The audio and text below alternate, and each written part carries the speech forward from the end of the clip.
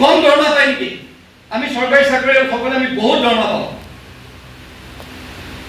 এখন প্ৰাইভেট স্কুলত চাওক 10 বছৰ চাকৰি কৰাৰ পিছত ইংৰাজী বা অংকৰ শিক্ষক এজনে কিমান পইচা পায়। ক'ত সেই পৰিচালনাটো একদম এনেকে টাইটকে ধৰে যে এইখিনি মোক লাগিবই, এই ৰিজাল্ট লাগিবই, এনেকে কৰিব লাগিবই।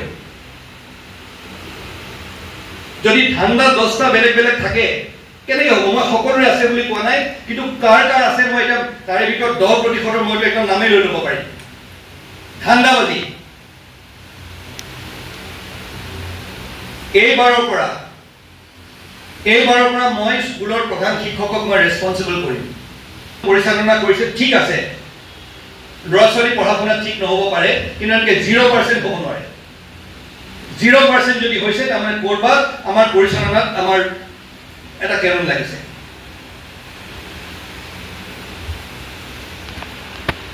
ইমান আদৰ সন্মান কৰোঁ মই নিজে এজন শিক্ষকৰ পুত্ৰ, কিন্তু এইবাৰ মোৰ লাজ লাগিছে। মই কৈছোঁ সদ্য ৰাইজ, মৰিগাঁও জিলাখনৰ সমগ্ৰ অসমৰ প্ৰেক্ষাপটত তলৰ পৰা 4 নম্বৰ আমি, ইয়াতকৈ আৰু লাজ লাগিবলগীয়া কথা নাই।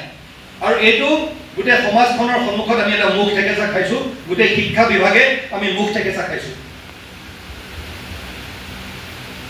আৰু এইটো যদি আমি শুধৰি নলওঁ, ভালকৈ বিশ্লেষণ কৰি পেলাই যদি ক'ত কেৰণ লাগিছে, কোনখিনি জেগাত আমি ভুল কৰিছোঁ সেইখিনি যদি আমি শুধৰাই নলওঁ, তেতিয়াহ'লে এইটো এনেধৰণে যাব আৰু ল'ৰা ছোৱালীবোৰ এতিয়া ভয় খাব, এতিয়া ডিমৰেলাইজ হৈ যাব তেওঁলোক। তাৰ বাবে প্ৰধান শিক্ষকজনে এইটো দায়িত্ব ল'ব লাগিব।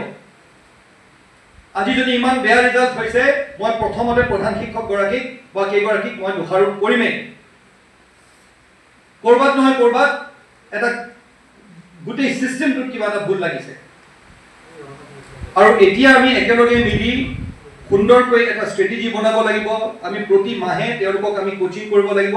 আৰু এটা কথা, যদি প্ৰাইভেট স্কুল এখনত য'ত কম দৰমহা পায় এজন শিক্ষকে, আজি প্ৰাইভেট স্কুলখনত যোৱাৰ লগে লগে ইংৰাজীত একেবাৰে ফটফটাই আখৈ ফুটা দি মুখ ইংৰাজী ফুটিবলৈ আৰম্ভ কৰে, ৰিজাল্ট ভাল হৈ যায়।